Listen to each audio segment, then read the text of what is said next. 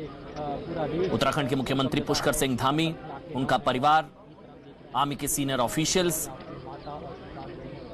और ये सीधी तस्वीरें बराट स्क्वायर से, जहां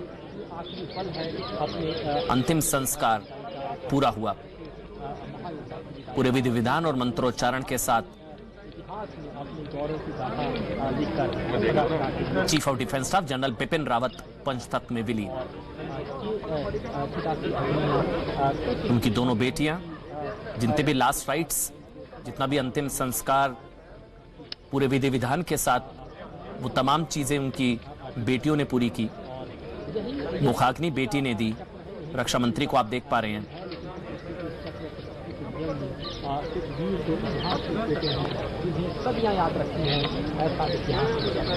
17 तो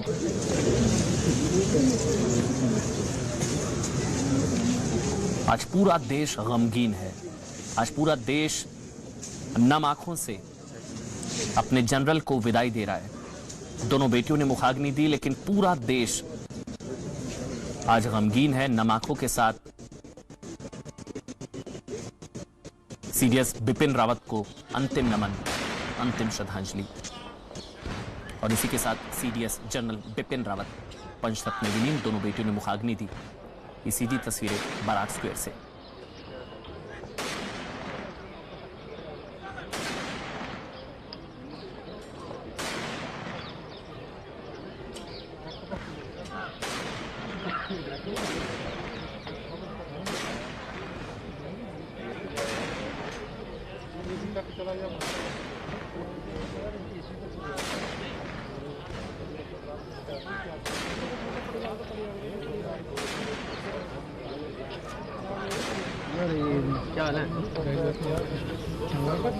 तो बराट स्क्वायर से सीधी तस्वीर आप देख रहे हैं। General Bipin Rawat, chief of defence staff general Bipin Rawat, helicopter हादसे में जिनका दुखद निधन हुआ, शहीद हुए। और शहीदों को अंतिम नमन। और शहीद general Bipin Rawat, chief of defence staff, देश के पहले chief of defence staff general Bipin Rawat को दोनों बेटियों ने मुखाग्नि दी। परिवार वहां पर, रक्षा मंत्री पहुंचे। और पूरा देश आज नमन कर रहा है अपने जनरल को, chief of defence staff.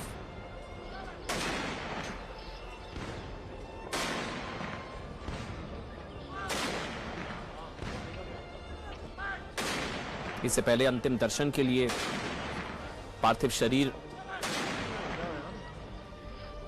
Chief of defence staff general Bipin Rawat का रखा गया। वहां पर आम लोगों की लंबी कतार देखने को मिली।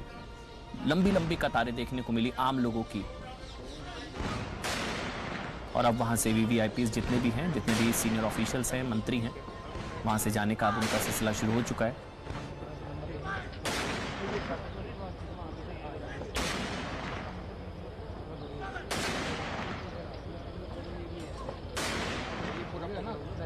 और लगातार हम आपको बता रहे हैं, 17 तोपों की सलामी दी गई पूरे मिलिट्री ऑनर के साथ। उनको अंतिम विदाई। दोनों बेटियों ने मुखाग्नि दी सीडीएस जनरल बिपिन रावत को।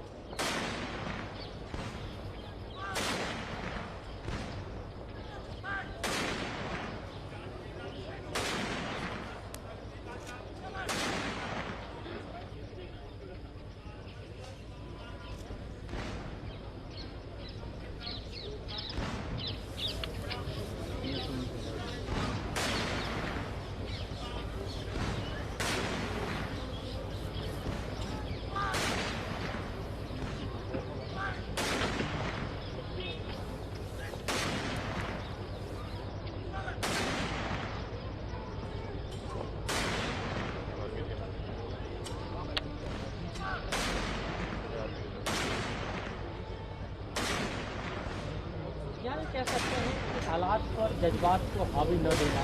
तो अलविदा general Bipin Rawat, CDS general Bipin Rawat पंचतत्व में विलीन। 17 तोपों की सलामी दी गई। एक ऐसा जनरल जिसने सेना को न सिर्फ मॉडर्नाइज किया, थिएटर कमांड, तीनों सेनाओं के बीच में कोऑर्डिनेशन किस तरह से हो, उनको अंतिम नमन, अंतिम विदाई, श्रद्धांजलि। देश का हर आमो खास उसने वो याद कर रहा है जनरल बिपिन रावत को। शहजाद है मेरे साथ। शहजाद, आप किस तरह से याद करना चाहेंगे जनरल को? हम तस्वीरें लगातार दिखा रहे हैं। शहजाद, देखिए अमन जी, सबसे पहले आज पूरा देश गंभीर है, हमारी आंखें नम है। और जिस प्रकार से ये पूरा घटनाक्रम हुआ है जिसमें 13 हमारे शूरवीर हमारे बीच नहीं रहे, तो मुझे लगता है कि कहने के लिए कोई शब्द नहीं है, बस इतना कह सकता हूँ कि ये बहुत बड़ी क्षति पूरे देश को पहुंची है। और ये जो नुकसान हुआ है पूरे देश का एक राष्ट्रभक्त, परम राष्ट्रभक्त के चले जाने से, और उनके अलावा भी जो बाकी के लोग हैं जो शहीद एक तरीके से हमारे बीच नहीं रहे इस दुर्घटना की वजह से, तो मुझे लगता है कि ये ऐसी क्षति है कि देश वर्षों तक इस क्षति से उभर नहीं पाएगा। और मुझे लगता है कि मेरी आंखें नम हैं, मेरे पास बोलने के लिए कोई शब्द नहीं है, और बस मैं इन तस्वीरों को देखकर केवल मैं प्रार्थना कर सकता हूँ कि जो भी इनके परिवारजन हैं, जो इनके जो सबसे बड़ा नुकसान जिनका हुआ है, उनको ताकत मिले, उनको पता लगे कि पूरा देश उनके साथ केवल आज नहीं बल्कि हमें। जनरल कश्मीर में पत्थरबाजों के खिलाफ कड़े एक्शन के पक्ष में थे, आस्तीनों के सांप के खिलाफ खुलकर बोलते थे, सीए के खिलाफ हिंसा को उन्होंने गलत ठहराया था, आतंकियों के मानवाधिकारों की वो बात नहीं मानते थे, आतंकवाद को कड़ाई से खत्म करने के समर्थक थे सीडीएस जनरल बिपिन रावत, यानी कि दुश्मनों को वो किसी कीमत पर छोड़ने के पक्षधर नहीं थे। इसलिए जनरल के कुछ वक्त पहले उन्होंने कहा था कि भारत 2.5 मोर्चे पर जंग लड़ने के लिए तैयार है। तो क्या वो हमने देखा भी जब आस्तीन के सांप निकलकर देश आंखों नम आंखों સાથે તેઓને વિદાય આપી રહ્યો છે, તેમની અંતિમ વિદાય।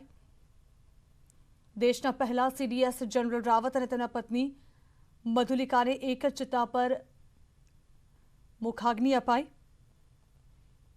જનરલ રાવત અને તેમના પત્નીનું તમિલનાડુના કુન્નૂરમાં હેલિકોપ્ટરમાં મોતના સમાચાર આવ્યા ત્યારથી જ લગાતાર દેશવાસીઓમાં એક દુઃખની લાગણી પ્રસરી રહી હતી।